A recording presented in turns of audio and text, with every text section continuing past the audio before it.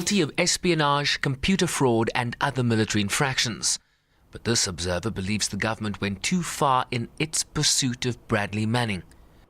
Covering national security is incredibly difficult and dangerous, and we know that sources who cooperate with journalists are under tremendous pressure, and this is an extremely aggressive prosecution. Manning had already pled guilty to charges that could have sent him to jail for 20 years, and yet the government continued to pursue the most aggressive charges, including an interpretation of aiding the enemy, which we found very threatening.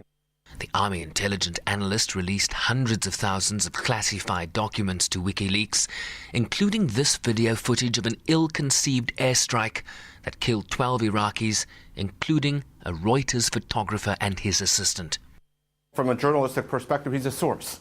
I don't think we need to describe him beyond that. When you're a journalist, if the information is in the public interest, you have an obligation to report it. So Manning was a source of information for WikiLeaks, and that information eventually ended up, also we have to keep in mind, in the mainstream media. So he's a source, and sources are under threat. Warning against a worrying global trend where governments decide what is acceptable public information.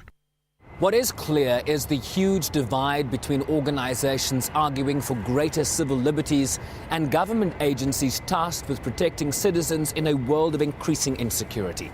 And it's this divide that is proving unhelpful in a world that more often than not requires a middle ground.